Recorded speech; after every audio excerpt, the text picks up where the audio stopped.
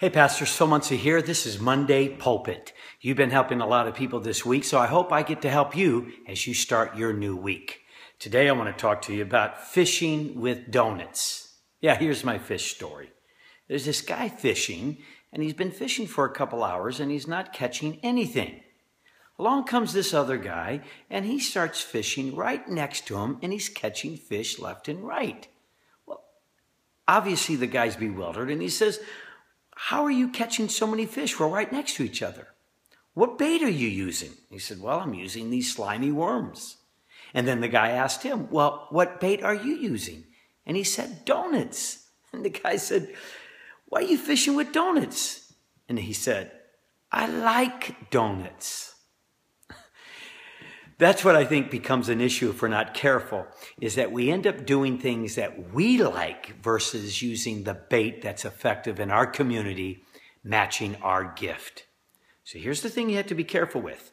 Don't drift from your gift. You see, you can be inspired by other churches and other leaders, but make sure that you don't fall in love with their methods and end up fishing with what you like versus what your community needs and what you're truly gifted in giving. In the nearly 13 years since I've been working with Joel Osteen, that's the one thing that I say he understands. He understands his gift and he understands who he is supposed to be reaching. Do you? Sometimes when we drift from our gift, sometimes when our target is off of our market, we have to ask this tough question of other people to help us answer it. Whom do you say that I am? Jesus did that. He said, "Whom do men say that I am?" Because sometimes after so many conferences, so many books, being inspired by so many great leaders, we lose our distinct uniqueness. And we kind of create this gap between who we are and what we're trying to be and who we'd like to reach versus who we're supposed to be reaching.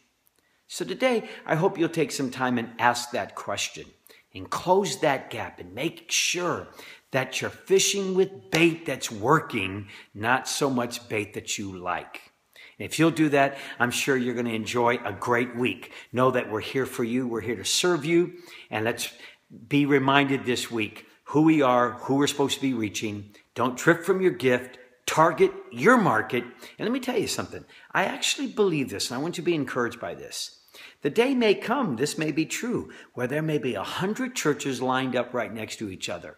If you know your gift, if you have that unique sound and voice, you will attract the sheep that are supposed to be yours. They will pass 99 churches to get to you. Let me tell you, there's 1,000 families in your community that love you, want you. You were made to be their shepherd. Now get in tune, get in line, and go after them. Would you do that? And have a great week and know that we love you, we care for you, and you're going to have a fantastic week. See you next week.